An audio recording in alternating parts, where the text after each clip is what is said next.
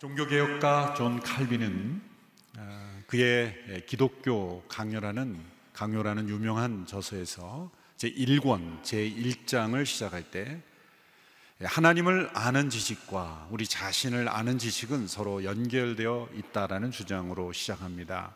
그 몇 문장을 번역된 것으로 제가 읽어보도록 하겠습니다. 진실하고 건전한 지혜는 거의 전적으로 하나님을 아는 지식과 우리 자신을 아는 지식의 두 부분으로 구성되어 있다. 사람은 먼저 하나님의 얼굴을 묵상하고 그 묵상 후에 낮아져서 자신을 면밀하게 살필 때까지는 진실한 자기 자신에 대한 지식에 도달하지 못한다. 하나님의 얼굴 앞에 진실하게 자신을 낮추어 하나님을 만나기 전까지는 사람은 진실한 자기를 발견할 수 없다는 말이죠. 그리스 철학자들이 그리스 신전 그 델포이에 있는 신전 위에 너 자신을 알라라고 하는 그런 말을 크게 써 붙여 놓았지만 결코 인간은 스스로 자신의 누구인지를 발견할 수가 없습니다. 창조주 하나님을 만나기 전까지 사람은 자기의 존재가 어떤 존재인지를 알 수 없다는 거죠. 그러므로 하나님을 우리가 알아간다고 할 때는 그것은 곧 자기 자신을 알아간다는 것을 의미합니다. 만일 하나님을 알아갔다고 한다면서 자기 자신을 알지 못한다면 그것은 하나님을 만나지 못했거나 아니면 하나님을 올바르게 만나고 있지 못한 것입니다. 우리가 기도할 때 우리의 기도를 들어보면 우리가 하나님을 어떤 분으로 알고 있는지, 동시에 자기 자신을 어떤 존재로 알고 있는지를 알 수 있는 것이 바로 기도입니다. 기도는 영혼의 창문입니다. 우리의 영혼 속에 하나님을 아는 지식과 그리고 나 자신을 아는 지식이 어떤가를 보여줄 수 있는 것이 기도입니다. 그래서 오늘 본문에 예수님께서 이 두 사람의 기도를 통해서 두 사람이 하나님을 어떤 분으로 알고 있고 또 자기 자신을 어떻게 인식하고 있는지를 우리에게 비유로 가르쳐주고 계십니다. 오늘 본문의 비유는 예수님께서 자신을 의롭다고 믿고 그리고 다른 사람들을 멸시하는 몇몇 사람들에게 주신 말씀이라고 기록되어 있습니다. 오늘 본문 9절의 말씀을 우리 같이 한번 읽어보시겠습니다. 시작. 자기가 의롭다고 생각하며 다른 사람들은 업신여기는 몇몇 사람들에게 예수님께서 이런 비유를 들려주셨습니다. 자기를 의롭다고 여기고 다른 사람을 멸시하는 사람들, 이 대상을 읽어보면서 혹 마음속에 나는 이런 사람은 아니야 라고 선을 긋고 그러므로 나는 들을 필요가 없어 라고 생각하고 취침 준비를 하고 계신 분이 계시다면 바로 그분이 이 말씀을 들어야 될 분입니다. 나는 이런 사람이 아니야. 나는 나 자신을 의롭다고 여긴 적이 없고 다른 사람을 멸시한 적이 없어 라고 단언할 수 있는지, 바로 우리 모두가 우리 주님께서 말씀하신 이 말씀을 바로 나에게 주시는 말씀으로 들어야 될 줄로 믿습니다. 오늘 비유에 나오는 이 두 사람은 바리새인과 세리입니다. 두 사람은 사회적으로는 정반대 입장에 서 있는 사람들이죠. 바리새인은 그 당시에 대표적인 성도라고 말할 수 있는 종교인이었고, 세리는 그 당시에 대표적인 죄인이라고 불리우는 사람이었습니다. 사회적으로는, 도덕적으로는, 종교적으로는 정반대의 위치에 있었습니다. 그러나 공통점이 있었습니다. 두 사람 모두 다 하나님을 찾았습니다. 두 사람 모두가 다 하나님이 살아계심을 믿었던 사람들입니다. 두 사람 모두가 다 성전에 올라갔습니다.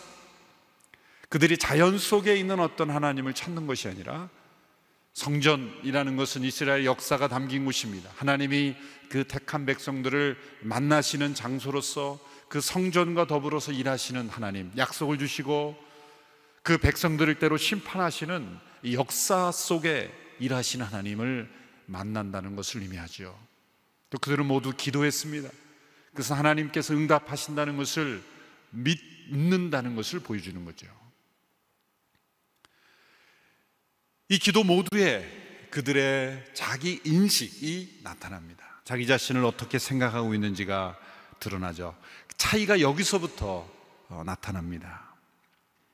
두 사람의 이 기도에 대한 예수님의 평가를 먼저 보십시다. 14절의 말씀을 우리 함께 읽도록 하겠습니다. 14절 말씀 시작. 내가 너희에게 말한다. 이 사람이 저 바리새파 사람보다 오히려 의롭다는 인정을 받고 집으로 돌아갔다. 누구든지 자기를 높이는 사람은 낮아질 것이요 자기를 낮추는 사람은 높아질 것이다. 자, 예수님의 판단은 이 두 사람에 대한 사람들의 평가와 그리고 심지어 자기 자신들의 기대와 정반대의 평가를 하셨습니다. 바리새인의 기도는 받지 않으시고 세리의 기도는 받으시고 의롭다 인정하셨다. 그 이유는 바리새인은 자신을 높였고 세리는 자신을 낮추었기 때문이다 라고 말씀하고 있습니다.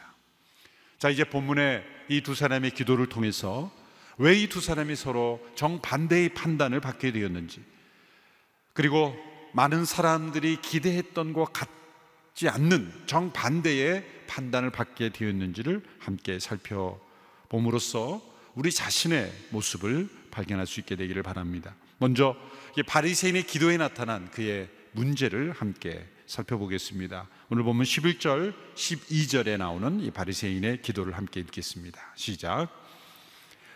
바리새파 사람은 서서 자신에 대해 이렇게 기도했다. 하나님, 저는 다른 사람들, 곧 남의 것을 빼앗는 사람이나 불의한 사람이나 간음하는 사람과 같지 않고 이 세리와도 같지 않음을 감사합니다. 저는 일주일에 2번씩 금식하고 얻은 모든 것에 11조를 냅니다. 그는 서서 자신에 대해 기도했다, 이렇게 되어 있습니다.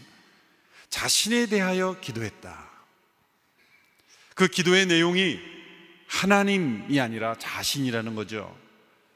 오늘 기도에도 보면 이 나라는 단어가 우리말 번역에는 2번밖에 되어 있지만 정확하게 보면 4번 등장한 겁니다.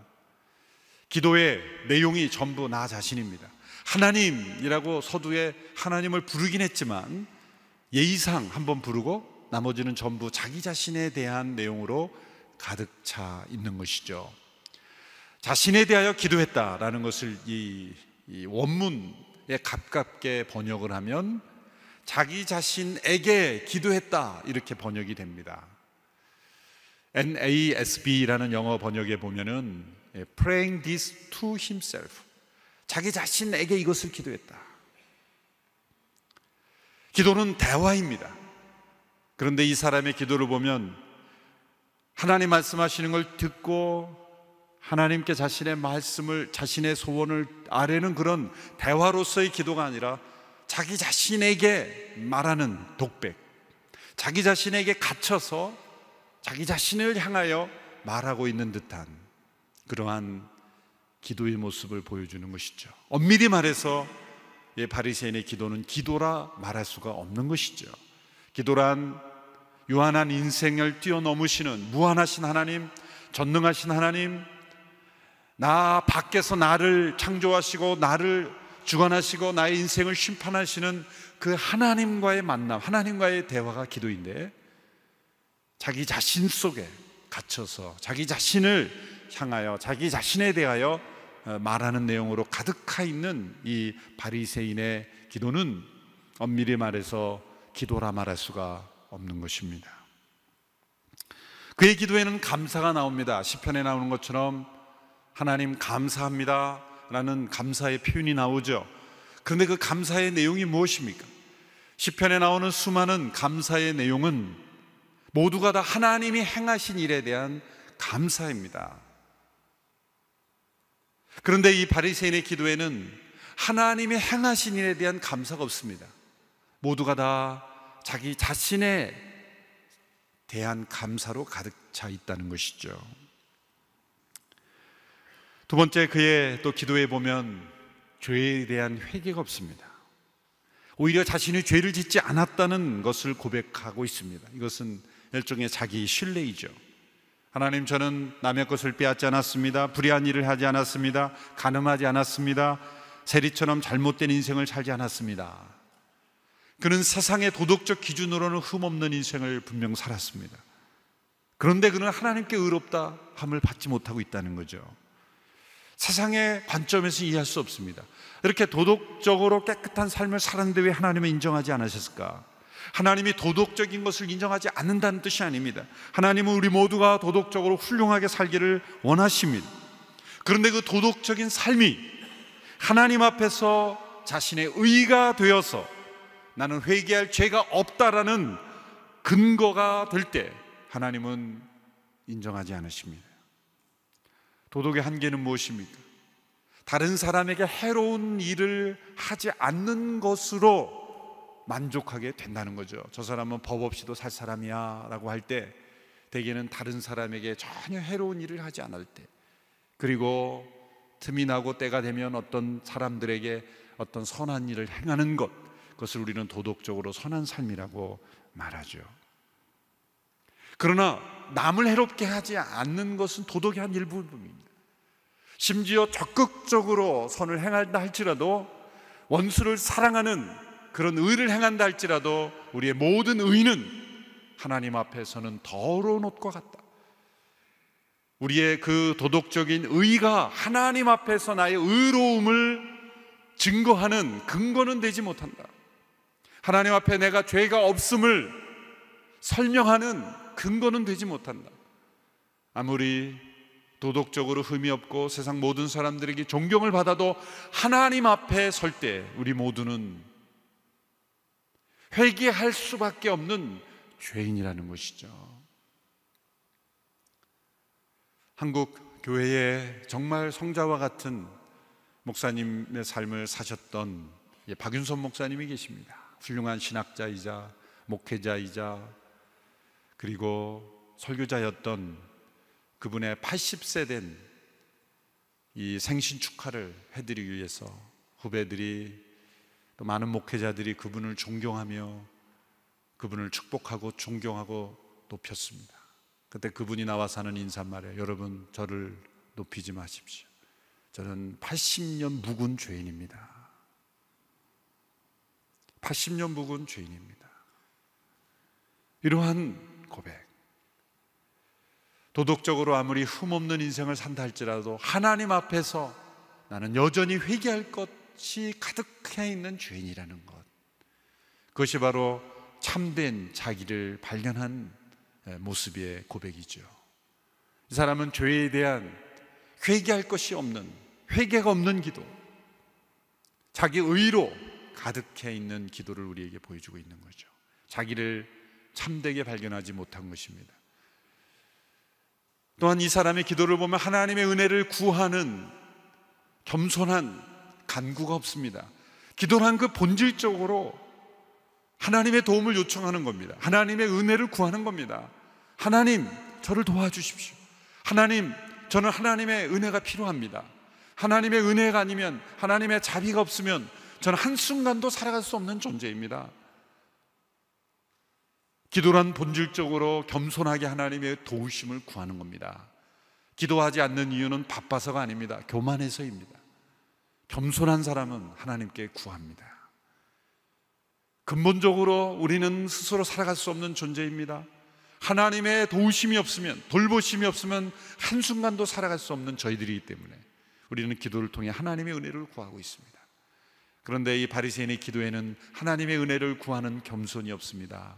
하나님 도움 없이도 살아갈 수 있다고 생각합니다. 오히려 그는 자신이 얼마나 종교적으로 헌신된 사람인가를 하나님 앞에 자랑하고 있죠. 하나님, 저는 일주일에 2번씩 금식하고 얻은 모든 것의 11조를 냅니다. 여러분, 이러한 헌신을 하나님이 미워하실 리가 없습니다. 기뻐하실 겁니다. 그런데 만일 이러한 헌신이 자신이 얼마나 의로운가를 내세우는 근거가 된다면 하나님은 받지 않으신다는 거죠. 때로 우리의 헌신은 우리 모두가 하나님의 도우심을 받아 살아가는 인생이 아니라 하나님을 도와드리는 것으로 착각하게 만들 수가 있습니다. 하나님은 우리가 드리는 아무리 큰 헌신이라 할지라도 우리의 마음속에 내가 하나님을 도와드렸지라고 하는 그런 생각을 가지는 순간 하나님 우리의 헌신을 받지 않으십니다. 우리가 아무리 하나님께 많은 것을 드리고 헌신한다 할지라도 하나님은 여전히 주시는 자요, 우리는 여전히 하나님의 도우심을 받아 살아가는 존재예요. 우리는 하나님의 은혜가 필요한 존재임을 겸손하게 하나님 앞에 간구하는 심령일 때 하나님은 우리 헌신을 받으시는 것입니다. 또한 이 기도에 보면 그가 마땅히 감당해야 될 의무보다 훨씬 더 많이 하고 있다라고 그렇게 자랑하고 있는 것을 볼 수가 있죠.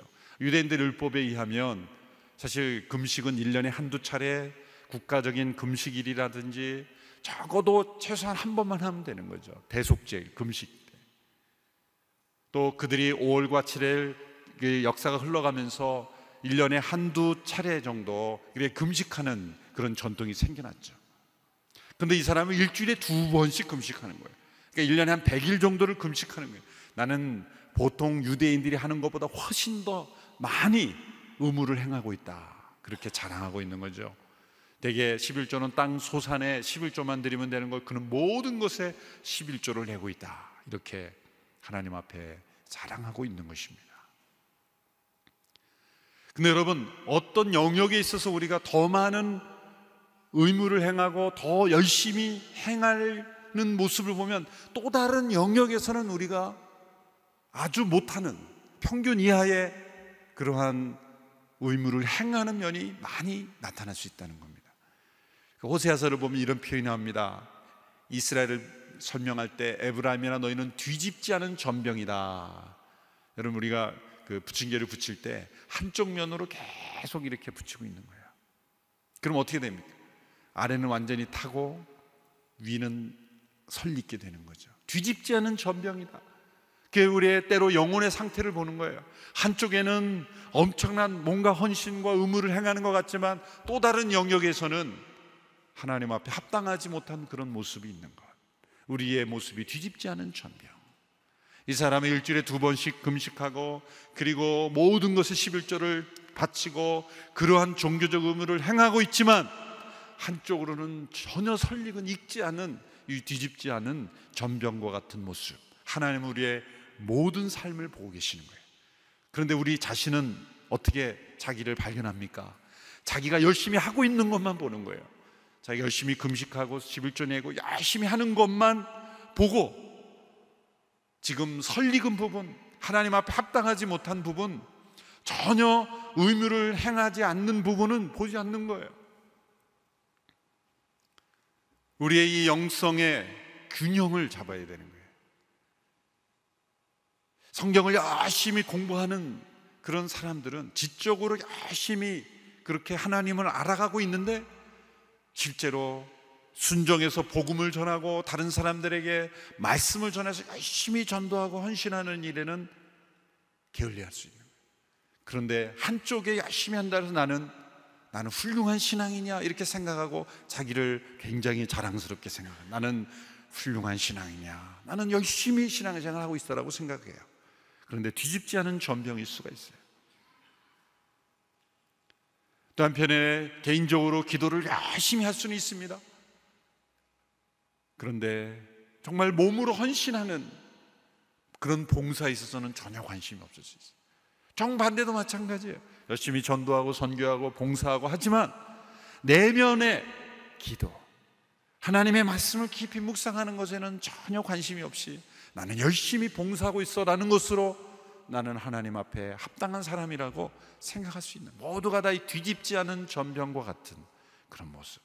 이 바리새인의 영혼 속에는 나는 열심히 금식하고 다른 바리새인들이 행하는 것보다 훨씬 더 많은 의무를 행하고 있다라고 생각하고 있지만 그의 영혼 속에는 많은 부분이 지금 설익은 하나님 앞에 합당하지 못한, 자기의 모습을 진실하게 발견하지 못한 모습이 발견되고 있는 것입니다.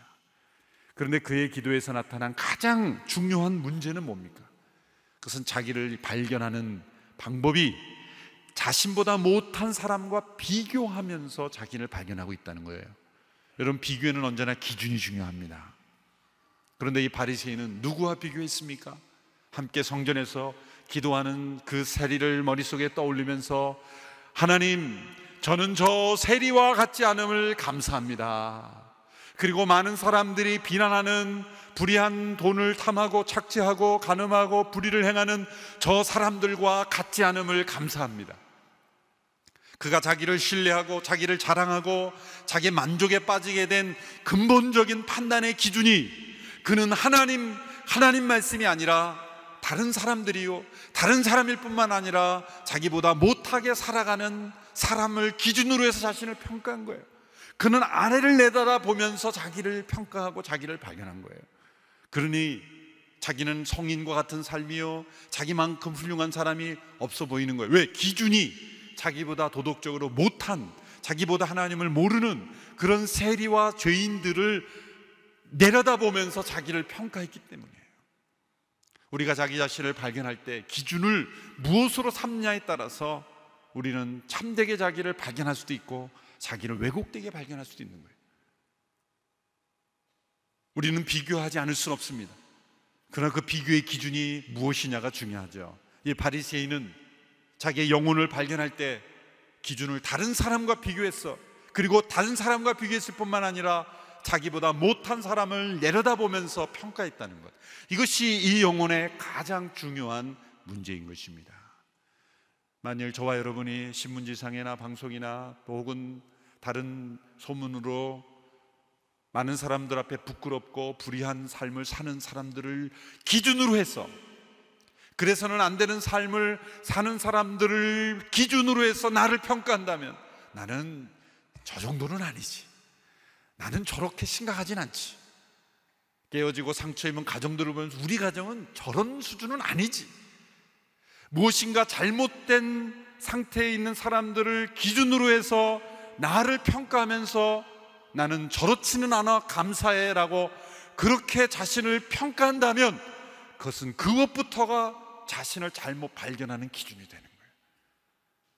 만일 온누리교회가 우리 성도, 우리 자신이 교회를 평가하면서 정말 하나님이 보시는 기준, 사도행전에 나타난 기준으로 우리 교회를 평가하는 것이 아니라 서로 대립대로 싸우고 분열하는 교회를 보면서 저 교회 좀 봐, 우리 교회는 안 싸워, 우리 교회는 저렇지 않아 라고 그런 기준으로 우리를 평가하면 우리는 벌써 바리새인이 되는 거예요.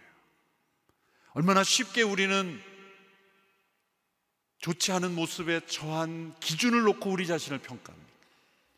마땅히 평가해야 될 기준, 하나님의 말씀에 나타난 기준을 놓고 나를 평가한다면 우리는 언제나 회개해야 될 것이 많고, 언제나 우리는 자복하고, 그리고 통해야 할 것이 많은 죄인이요, 그런 공동체가 될 수밖에 없어요. 그런데 기준을 언제나 우리는 다른 사람으로 비교해요. 적어도 우리는 손양원 목사님이나 주기철 목사님이나 그런 삶을 하나님 앞에 온전히 헌신한 비교를 하더라도 그런 분들과 비교한다면 우리는 여전히 회개할 것이 많죠. 언제나 우리는 이 바리새인처럼 나보다 못한 사람을 기준으로 놓고 나를 평가하는 거예요. 그것이 이 바리새인이 빠졌던 가장 중요한 심각한 잘못된 자기 발견에 이르게 된 것입니다. 결론적으로 이 바리새인의 기도를 통해 그의 영혼을 진단해 보면 그는 구원받기에는 너무 선한 사람이에요. 구원받기에는 너무 선한 사람이에요. 구원이 필요 없는 사람이라는 거예요.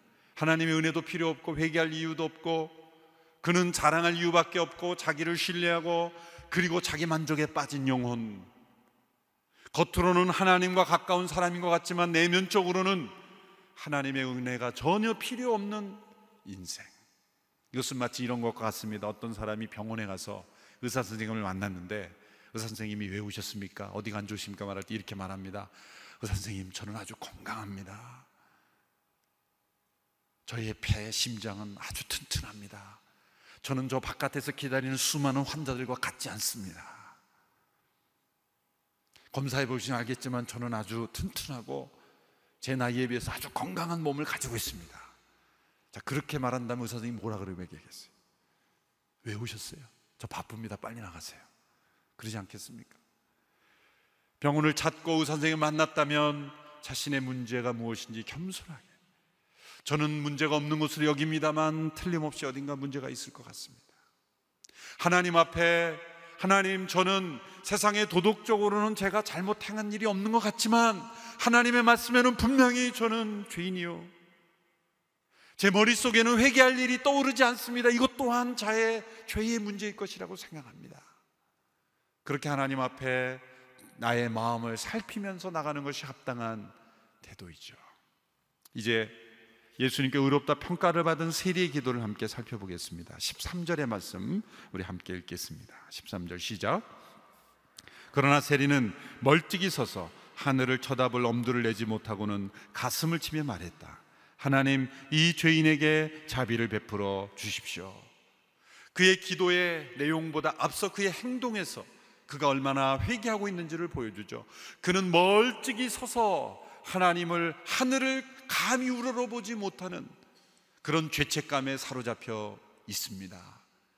여러분, 믿음이 없는 죄책감은 하나님으로부터 더 멀리 떨어지게 하지만 믿음이 있는 죄책감은 하나님께 가까이 가게 하는 거예요. 이 사람은 분명 죄책감을 가지고 있습니다. 여러분, 죄책감은 나쁜 것이 아닙니다. 죄책감은 있어야죠. 그런데 그 죄책감만 가지고 믿음이 없으면 하나님께 나오지 않는 거예요. 그러나 그 죄책감에 믿음이 더해지면 하나님의 은혜를 구하고 하나님의 용서를 구하는 그러한 마음으로 나오는 거예요. 그런 멀찍이 서서 하늘을 우러러지 못했습니다. 그러나 그는 하나님께 가까이 가고 있는 거예요. 왜 그렇습니까? 하나님은 통회하고 회개하는 심령에 가까이 하시는 분이기 때문입니다. 그는 가슴을 쳤습니다. 원문에 보면 가슴을 계속 쳤다 그랬어요. 왜 가슴을 쳤습니까? 그의 모든 죄가 그의 마음으로부터 비롯되었다는 것을 인정하는 거죠. 그리고 그는 자신의 죄인됨을 철저히 고백합니다. 하나님, 이 죄인에게 자비를 베풀어 주십시오. 여기서 이 죄인이라 그럴 때 표현이 그 원문에 보면 정관사 더가 쓰여 있어요. 이건 뭡니까? 많은 사람 중에 그저 한 죄인이 아니라 하나님, 제가 바로 그 대표적인 죄인입니다. 이 세상에서 죄인 한 사람을 뽑으라 한다면 제가 나가야 됩니다. 여러분, 이런 것이 진정 회개하는 마음이에요.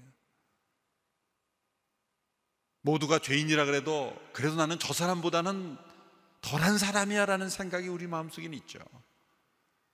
그런데 이 사람의 마음에는 하나님, 제가 그 죄인 중에 죄인입니다. 바로 그 죄인입니다. 대표적인 이 시대의 죄인입니다. 하나님, 이 죄인을 자비를 베풀어 주십시오. 이 자비라는 단어를 보면은 이 구약에 나타난 속죄제사, 화목제사와 관련된 단어입니다. 그냥 봐달라 그런 게 아니래요. 이 단어 속에 하나님의 베풀어 주신 대속의 은혜, 대속 제물을 통해 십자가를 통해 나를 용서하시는 하나님이 베풀어 주시는 구원의 길, 십자가의 그러한 길을 통해서만 내가 구원받을 수 있으니 하나님, 나에게 용서를 베풀어 주십시오. 대속의 은혜를 베풀어 주십시오. 사죄의 은총을 베풀어 주십시오. 그렇게 기도하고 있는 것이죠. 이 세리의 기도가 예수님께 의롭다 인정을 받은 가장 중요한 이유는 그는 위로 향해, 하나님만 향해 그렇게 자신을 평가한 겁니다. 그는 다른 사람과 비교하지 않았어요. 그는 자신에 대한 슬픔으로 가득 찼습니다. 하나님의 은혜를 구했습니다. 그리고 하나님만 바라보며 하나님 앞에서 그는 회개하고 있는 것이죠. 여러분, 예수님께서 세리의 삶을 인정하신 게 아닙니다. 세리의 기도의 자세를 인정하는 거예요. 그러므로 우리는 세리처럼 살지 않으면서도 세리와 같은 마음을 여전히 가져야 되는 거예요. 만일 바리새인이 일주일에 2번씩 금식하며 자신의 모든 11조를 드리는 삶을 살면서 기도할 때 이 세리처럼 기도했다면 그는 하나님이 정말 기뻐하시는 인생이 될 거예요. 바리새인처럼 행동했지만 그는 그의 심령 속에는 세리의 심령으로 하나님 앞에 나와서 기도할 때마다 하나님, 이 죄인을 불쌍히 여겨주십시오 라고 기도하는 마음이 있었다면 그것이 하나님께서 가장 기뻐하시는 것이었죠. 세리처럼 살면서 가끔가다 이렇게 기도해라 그런 뜻이 아니에요. 세리처럼 그렇게 불의하게 살다가 죽기 전에 하나님, 이 죄인을 불쌍히 여겨주십시오 그러면 된다라는 게 아닙니다. 주문으로 말씀하시는 게 아니에요. 그 마음의 태도를 말씀하시는 거죠. 여러분, 그런데 무서운 것은 우리 안에 세리와 같이 이런 죄인됨을 고백하면서 하나님의 은혜를 구하는 기도를 하면서 우리는 또 다른 바리새인이 될 수 있다는 거예요. 여러분, 저와 여러분이 바리새인과 세리를 비교하면 어느 쪽에 가깝겠습니까? 저는 생각하기를 우리 모두가 세리에 가깝지 않다 생각합니다. 예배당에 나오면서 이렇게 하나님 앞에 기도 가운데 자랑을 털어놓고, 하나님 저는 11조 다 했습니다, 하나님 저는 매일 새벽기도 합니다, 하나님 저는 다른 사람 향하지는 그런 봉사도 합니다, 저는 선교여행도 자주 갑니다, 그렇게 기도할 사람이 사실 별로 없을 거예요. 저희 온누리교회 성도들 가운데는 그렇게 믿습니다. 모두가 다 기도할 때 하나님 저는 죄인입니다, 하나님 저를 불쌍히 여겨주십시오, 그런 마음으로 기도할 거예요. 그런데 문제는 그러한 기도를 하면서 바리새인처럼 될 수 있는 위험이 있다는 겁니다. 자, 이런 기도를 한다고 생각해 보세요. 자, 이런 기도를 잘 들어보세요. 하나님, 저는 지금 죄를 고백합니다. 저는 제가 얼마나 큰 죄인인 줄 압니다. 저는 하나님의 은혜가 꼭 필요한 사람입니다. 저는 그것을 인정할 줄 아는 사람입니다. 저는 저 바리새인처럼 기도하지 않습니다. 저렇게 하나님 앞에 기도하면서 자신을 자랑하거나 자기 만족과 신뢰에 빠져서 하나님께 영광 올려드리지 못하는 사람과 같지 않습니다. 하나님, 저는 저의 죄를 인정합니다. 저는 적어도 일주일에 2번 불의를 저지르며 고작 내 소유의 10%만이 정직하게 번 내 돈입니다. 저는 11조는 평생 해본 적이 없습니다. 그러나 저는 정직하게 죄를 고백합니다. 저는 도덕적으로 깨끗한 척하지 않습니다. 만약 이런 마음으로 기도한다면 이것 또한 회개한 세리의 교만이죠. 세리의 얼굴을 가진 바리새인의 모습입니다. 여러분, 스펄전 목사님은 이런 말, 사람의 마음에는 마귀적인 재주가 있다. 여러분, 우리는 회개하면서도 그 회개하는 것 자체를 하나님 앞에 의롭다고 그렇게 여길 수 있는 무서운 교만이 숨어 있다는 거죠. 우리는 그저 회개할 뿐인 죄인이어야 돼요. 우리는 그저 하나님의 은혜가 필요한 간구만을 하는 인생이 되어야 된다는 거예요. 우리의 판단의 기준은 오직 위로계 위에 계신 하나님, 그분 앞에서 죄를 고백할 뿐이요, 그리고 하나님 앞에 은혜를 간구할 뿐인 모습으로 이 세리의 마음만을 지키고 기도하는 우리 모두가 되될 줄로 믿습니다. 마틴 루터는 말하기를 세상에는 오로지 2종류의 사람들만 있다고 했습니다. 자신을 의롭다고 여기는 죄인들과 자신을 죄인이라고 여기는 의인들. 하나님 앞에 나 자신의 의를 주장할 때 그 순간 우리는 죄인이 되고 맙니다. 그러나 하나님 앞에 철저하게 우리의 죄를 인정하고 나갈 때 하나님은 우리를 값없이 의롭다 여겨주시고 우리를 은혜와 사랑으로 받아주시는 용서받은 의인이 되는 것입니다. 참된 자기 발견이 없이는 참된 구원을 경험할 수 없습니다. 참된 하나님의 구원을 경험하였다면 우리는 참되게 자신을 발견해야 하는 것입니다. 자기 속에 갇혀서 우리의 기도 속에도 자기만이 가득한 그런 바리새인적인 삶이 아니라 우리의 기도 속에 참되게 자신의 죄인됨을 인정하고 하나님의 은혜를 간구하는 그러한 겸손하고 그러한 진정한 자기 발견에 날마다 이르게 되는 우리 모두가 되기를 축원합니다. 그러므로 하나님을 많이 만나고 기도를 많이 하면 그만큼 자기 자신을 진실하게 발견할 수 있어야 하는 것이죠. 기도를 많이 했는데 자기 자신을 객관적으로 정말 하나님 보시는 것처럼 보지 못한다면, 심지어 다른 사람이 보는 것만큼도 자기를 모른다면 그것은 하나님을 모르는 것일 겁니다. 우리 모두가 하나님을 알아가고 우리 자신을 더 알아가는 참된 자기 발견에 이르게 되는 우리 모두가 되기를 주님의 이름으로 축원합니다.